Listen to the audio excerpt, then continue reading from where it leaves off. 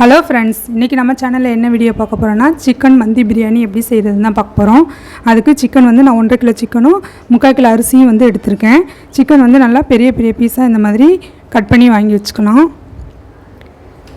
இப்போ சிக்கனை வந்து நல்லா க்ளீன் பண்ணி எடுத்து வச்சுருக்கேன். இப்போ நம்ம அரிசி வந்து ஊற போட்டுடலாம்.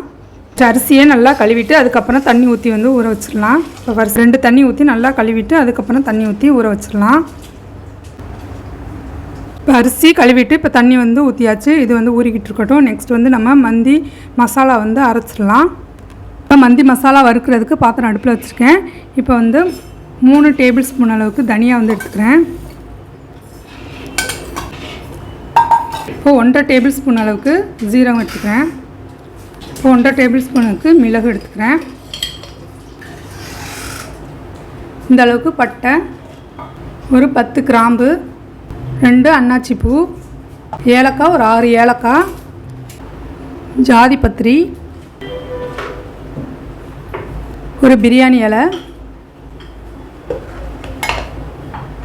இது எல்லாத்தையும் நல்லா ட்ரை ரோஸ்ட் வந்து பண்ணணும். நல்லா ஸ்மெல்லு வரும் வறுக்கும்போதே. அந்த மாதிரி நல்லா ஸ்மெல்லு வர வரைக்கும் இதை நம்ம வறுத்துட்டு அதுக்கப்புறம் ட்ரையாக வந்து பொடி பண்ணி எடுத்துக்கணும். தண்ணி எதுவும் ஊற்றக்கூடாது.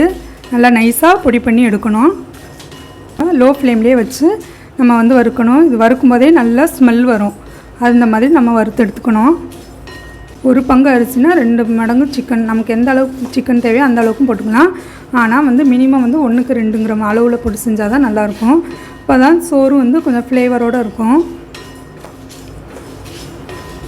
இது நல்லா வறுத்தாச்சு. இப்போ அடுப்பை வந்து ஆஃப் பண்ணிடலாம். இதை ஆற வச்சுட்டு அதுக்கப்புறமா நம்ம பொடி பண்ணி எடுத்துக்கலாம். இப்போ இதை வந்து நான் ஆஃப் பண்ணிக்கிறேன். இதை வந்து நான் வேறு பாத்திரத்தில் வந்து மாற்றிக்கிறேன். அப்படியே சட்டியோடு வச்சிட்டோம்னா கூட கொஞ்சம் கருகி போயிடும். வந்து ஆறட்டும். அதுக்கப்புறம் நம்ம வந்து பொடி பண்ணிக்கலாம். இப்போ நான் இந்த சைஸில் 3 வெங்காயம் எடுத்திருக்கேன். 3 பச்சை மிளகா, ஒரு 8 பல்லு போல் ஒரு பூண்டு வந்து எடுத்திருக்கேன். இதை வந்து நம்ம சின்ன சின்னதாக கட் பண்ணி எடுத்துடலாம். இப்போ வெங்காயம், பூண்டு, பச்சை மிளகாய் எல்லாத்தையும் நம்ம கட் பண்ணியாச்சு. இப்போ நம்ம வந்து தாளித்து விட்டுறலாம். இப்போ பாத்திரம் ஹீட் ஆகிடுச்சு. எண்ணெய் வந்து ஊற்றிக்கலாம்.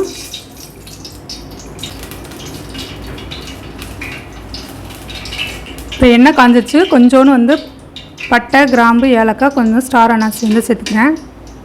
இப்போ நம்ம கட் பண்ணி வச்சுருந்த வெங்காயம், பூண்டு, பச்சை மிளகாய் சேர்த்துடலாம். வெங்காயம் கோல்டன் ப்ரௌன் கலராக வதங்க வேண்டாம். ஒரு அரை பதத்துக்கு மட்டும் வதங்கினா போதும். வெங்காயம் வதங்கட்டும். அதுக்கு இடையில் நம்ம ஆற வச்சுருந்த மசாலாவை வந்து பொடி பண்ணி எடுத்துகிட்டு வந்துடலாம். இது நல்லா ஆறிடுச்சு. இதை நான் மிக்சியில் சேர்த்து நல்லா நைஸாக பொடி பண்ணி எடுத்துக்கிறேன். நல்லா பொடி பண்ணி எடுத்தாச்சு. இது மாதிரி நல்லா நைஸாக வந்து பொடி பண்ணி எடுத்துக்கணும். இது கடையில் வெங்காயமும் வதங்கிடுச்சான்னு பார்த்துடலாம். இது வெங்காயம் நல்லா வதங்கிடுச்சு. இப்போ நம்ம அரைச்சி வச்சுருந்த மசாலாவை ஒரு டேபிள் ஸ்பூன் இதில் சேர்த்துக்கலாம். இஞ்சி பூண்டு ஒரு டேபிள் ஸ்பூன். இஞ்சி பூண்டோட பச்சை ஸ்மெல் போகணும். அது வரைக்கும் நம்ம வதக்கிக்கலாம்.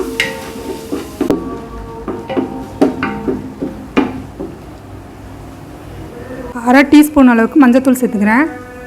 இதை எண்ணெயில் வந்து வதக்கிடலாம்.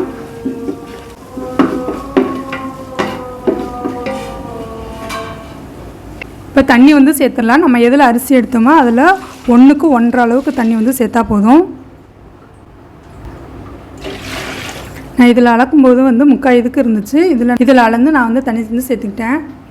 உப்பு சேர்த்துக்கிறேன். ஒரு 1.5 டேபிள் ஸ்பூன் அளவுக்கு உப்பு சேர்த்துக்கலாம். நல்லா மிக்ஸ் பண்ணிக்கலாம். இது வந்து தண்ணி கொதிக்கட்டும். அதுக்கடையில் நம்ம சிக்கன் வந்து ஃபோக் வச்சு குத்திடலாம். இப்போ சிக்கன் எல்லாத்தையும் இந்த மாதிரி குத்தி குத்தி நம்ம வந்து இது பண்ணிக்கலாம். அப்போனா தான் அது மசாலாலாம் உள்ளே போய் நல்லா சிக்கன் வந்து டேஸ்ட்டாக இருக்கும். இது மாதிரி எல்லா சிக்கனையும் நான் குத்தி எடுத்துகிட்டு வந்துடுறேன்.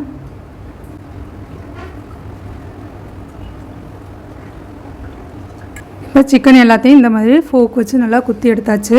இப்போ சிக்கன் எல்லாத்தையும் நம்ம தண்ணியில் சேர்த்துடலாம்.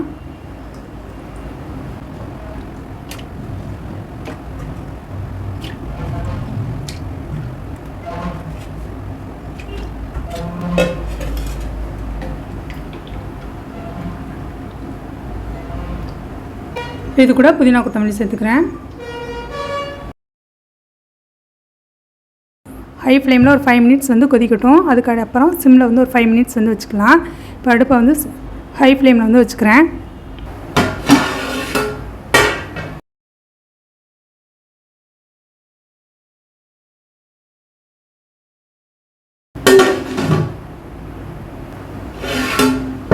ஹை ஃப்ளேமில் 5 மினிட்ஸ் வந்து நல்லா கொதிச்சிச்சு. இப்போ அடுப்பை வந்து கம்மி பண்ணி வச்சுக்கிறேன். ஒரு 5 மினிட்ஸ் வந்து லோ ஃப்ளேமில் வந்து கொதிக்கட்டும். சிக்கன் வந்து ஒரு 3/4 பாகத்துக்கு வந்து வேக வச்சு எடுக்கணும். அதுக்கப்புறம் நம்ம எண்ணெயில் வந்து திருப்பியும் பொரிக்க தான் போகிறோம். அதனால் 3/4 பாகம் மட்டும் வெந்தால் போதும்.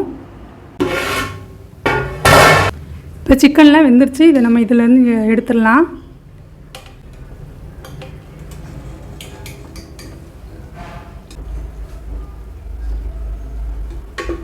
இப்போ சிக்கன் எல்லாத்தையும் எடுத்தாச்சு. இப்போ நம்ம ஊற வச்சுருந்த அரிசி வந்து சேர்த்துடலாம்.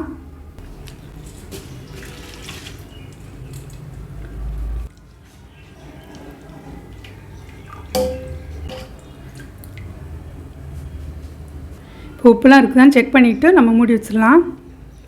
உப்புலாம் கரெக்டாக இருக்குது. நம்ம ஊற்றின தண்ணி கரெக்டாக இருக்குதான்னு எப்படி செக் பண்ணுறதுனா, அரிசிக்கு மேலே வந்து கொஞ்சம் தண்ணி வந்து இருக்கணும். அந்த மாதிரி நம்ம வந்து தண்ணி வந்து ஊற்றிக்கலாம். இப்போ வந்து மூடி வச்சிடலாம்.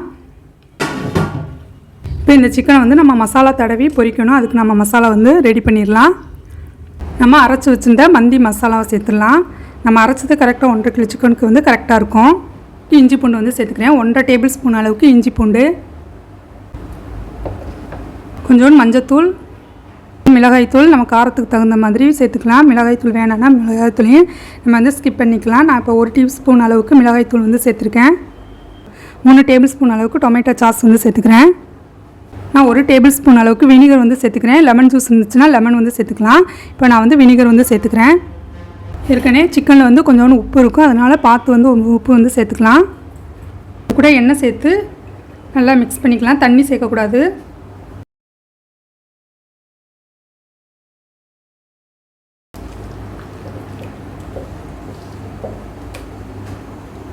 இப்போ கொஞ்சோண்டு வந்து கார்ன்ஃப்ளவர் மாவு சேர்த்துக்கிறேன். ஒரு 3 டேபிள் ஸ்பூன் அல்லது 4 டேபிள் ஸ்பூன் அளவுக்கு. நம்ம மாவு சேர்த்து ஃப்ரை பண்ணும்போது தான் நல்லா சிக்கன் வந்து சாஃப்டாக வரும்.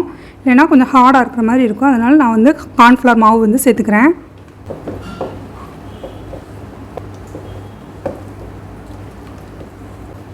இப்போ மசாலாவை நல்லா மிக்ஸ் பண்ணியாச்சு. இப்போ நம்ம இதை வந்து சிக்கன் கூட பிரட்டிடலாம். மசாலா சிக்கனோட எல்லா பக்கமும் நல்லா படுற மாதிரி நம்ம தடவி விட்டுறலாம்.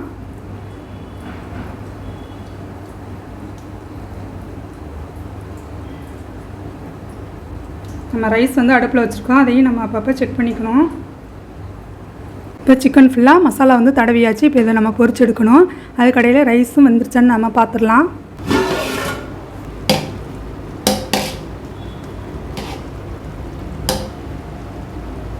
ரைஸும் பாதி வந்து வெந்துருச்சு. இப்போ அடுப்பை வந்து கம்மி பண்ணி வச்சிடலாம். தம் போடணும்னா தம் போடலாம். அரிசியும் தண்ணியும் சேம் லெவலுக்கு வந்ததுக்கப்புறம் நம்ம அடுப்பை வந்து குறைச்சி வச்சிடணும். நான் ரைஸ் வந்து இன்னொரு அடுப்பில் வந்து தம் போட்டு வச்சுருக்கேன். இப்போ நம்ம சிக்கன் வந்து இன்னொரு அடுப்பில் வந்து பொரிச்சிடலாம். இப்போ பாத்திரம் ஹீட் ஆகிடுச்சு. எண்ணெய் வந்து ஊற்றிக்கிறேன். ரொம்ப எண்ணெய் ஊற்ற வேண்டாம். டீப் ஃப்ரைலாம் பண்ண தேவையில்ல. ஷாலோ ஃப்ரையே பண்ணால் போதும். அதனால் எண்ணெய் வந்து கொஞ்சமாகவே ஊற்றிக்கலாம். இப்போ எண்ணெய் சூடானதுக்கப்புறமா நம்ம பிரட்டி வச்சுருந்த சிக்கனை வந்து பொரிச்சிடலாம்.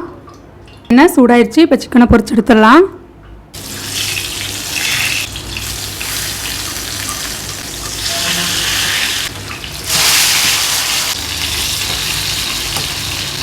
சிக்கன் ஒரு பக்கம் வெந்ததுக்கப்புறமா நம்ம திருப்பி போட்டுக்கலாம். சிக்கன் ஒரு பக்கம் வெந்துச்சு. இதை நம்ம திருப்பி போட்டுடலாம்.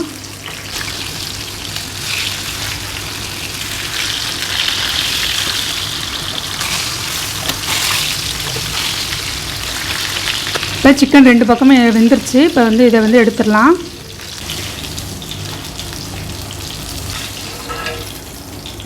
இப்போ மீதி இருக்கிற சிக்கனையும் பொரிச்சிடலாம்.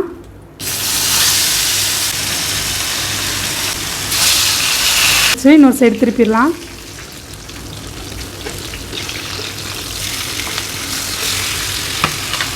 இப்போ சிக்கனும் 2 சைடு ஃப்ரை ஆகிடுச்சு. இப்போ எடுத்துடலாம். இப்போ சிக்கன் எல்லாத்தையும் பொரிச்சாச்சு. இப்போ இதை வந்து நம்ம ரைஸ் கூட வந்து சேர்த்துடலாம்.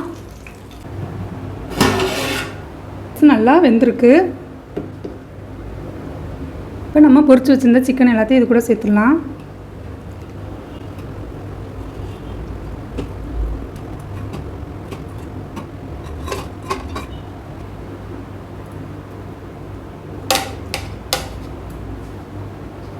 இப்போ இதை மூடி வச்சிடலாம். இதுக்கப்புறம் இதுக்கு நம்ம ஸ்மோக் ஃப்ளேவர் போடுறதுக்கு தேங்காய் உடச்சிட்டு அந்த சில்லு இருக்குல்ல அதை அடுப்பில் காமிச்சு கங்காய்க்கி அதை வந்து கொஞ்சம் ஒரு ஸ்பூன் நெய் விட்டு இது பண்ணோம்னா ஒரு ஸ்மோக் ஃப்ளேவர் வந்து இந்த ரைஸ்க்கு வந்து கிடச்சிரும்.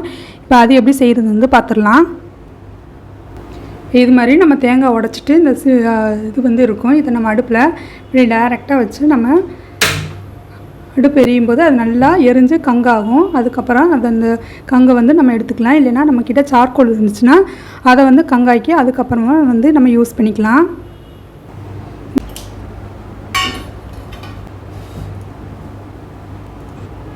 இப்போ இந்த மாதிரி எரிஞ்சு நல்லா கங்காயிடுச்சு. இப்போ இதை வந்து நம்ம ஸ்மோக் ஃப்ளேவர் வந்து போட்டுடலாம். இதை வந்து உள்ளே வச்சுட்டு ஒரு டேபிள்ஸ்பூன் அளவுக்கு வந்து நெய் ஊற்றிட்டு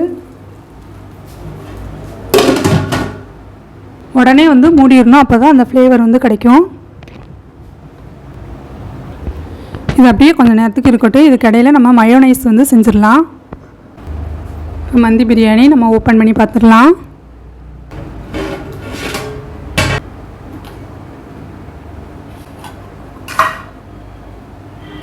இப்போ சூப்பராக ரெடி ஆயிடுச்சு.